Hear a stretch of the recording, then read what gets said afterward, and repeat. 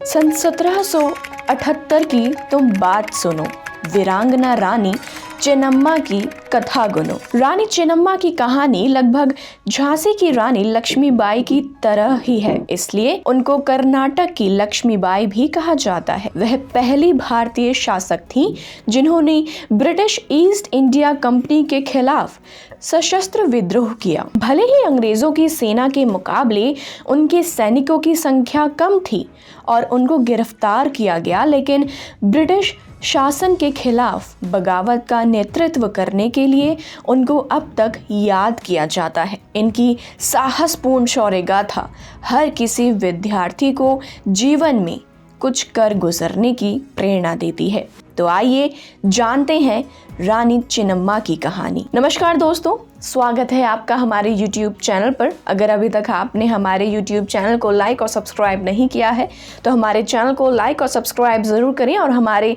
सभी latest videos और updates को जानने के लिए बेल आइकन को प्रेस करना ना भूलें। तो चलिए बिना किसी देरी के शुरुआत करते हैं आज की इस वीडियो की। रानी चेन्नम्मा का जन्म 23 अक्टूबर 1778 को हुआ था। यह कर्नाटक के बेलगावी जिले में एक छोटा सा गांव है। उनकी शादी देसाई वंश के राजा मल्ला सारजा से हुई, जिसके बाद वह कित्तूर की रानी बन गई। उनका एक बेटा भी था जिनकी 1824 में मौत हो गई थी। अपने बेटे की मौत के बाद उन्होंने एक अन्य बच्चे शिवलिंगप्पा को गोद ले लिया और अपनी गद्दी का उत्तराधिकारी घोषित किया, लेकिन ब्रिटिश ईस्ट इंडिया कंपनी ने अपनी हड़प नीति के तहत उसको स्वीकार नहीं किया। हालांकि उस समय तक हड़प नीति लागू नहीं हुई थी, फिर भी ब्रिटिश ईस्ट इंडिया कंपनी ने 1824 में कित्तूरू पर कब्जा कर लिया। ब्रिटिश शासन ने शिवलिंगप्पा को निर्वासित करने का आदेश दिया, लेकिन चेन्नम्मा ने अंग्रेजों का आदेश नहीं माना। उन्होंने बॉम्बे प्रेसिडेंसी के लेफ्टिनेंट गवर्नर लॉर्ड एल्फिंस्टन को एक पत्र भेजा। उन्होंने कित्तूरू के मामले में हड़प नीति नहीं लागू करने का आग्रह किया, लेकिन उनके आग्रह को अंग्रेजों ने ठुकरा दिया। इस तरह से ब्रिटिश और कित्तूरू के बीच लड़ाई शुरू हो गई।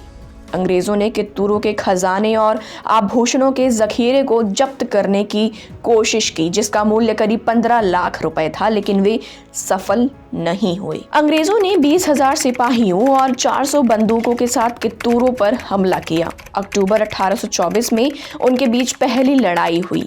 उस लड़ाई में ब्रिटिश सेना को भारी नुकसान उठाना पड़ा। कलेक्टर और अंग्रेजों का एजेंट सेंट जॉन ठाकरे कित्तूरू की सेना के हाथों मारा गया। चेन्नम्मा की सहयोगी अमातोर बेलप्पा ने उसे मार गिराया था और ब्रिटिश सेना को भारी नुकसान पहुंचाया था। 2 ब्रिटिश अधिकारियों सर वॉल्टर एलियट और स्टीवेंसन को बंधक बना लिया गया। अंग्रेजों ने वादा किया कि अब युद्ध नहीं करेंगे, तो रानी चेन्नम्मा ने ब्रिटिश अधिकारियों को रिहा कर दिया, लेकिन अंग्रेजों ने धोखा दिया और फिर से युद्ध छेड़ दिया। इस बार ब्रिटिश अफसर चैपलिन ने पहले से भी ज्यादा सिपाहियों के साथ हमला किया। सर थॉमस मुंड्रो का भतीजा और सोलापुर का सब कलेक्टर मुंड्रो मारा गया। रानी चेन्नम्मा अपने सहयोगियों संगोली रयन्ना और गुरुसिद्दप्पा के साथ जोरदार तरीके से लड़ी, लेकिन अंग्रेजों के मुकाबले कम सैनिक होने के कारण वह हार गई।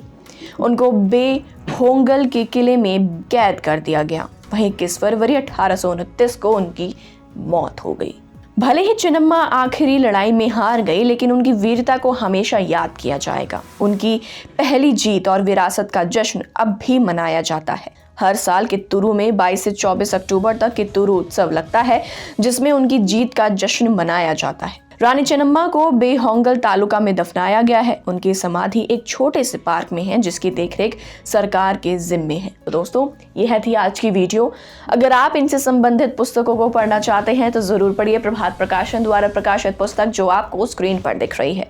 आप इन सभी किताबों को Amazon और फ्लिपकार्ट से मंगवा सकते हैं और स्क्रीन पर दिए गए नंबर पर संपर्क करके आप इसे ऑर्डर भी कर सकते हैं। तो उम्मीद है आपसे फिर मुलाकात होगी हमारे YouTube चैनल पर। तब तक के लिए नमस्कार।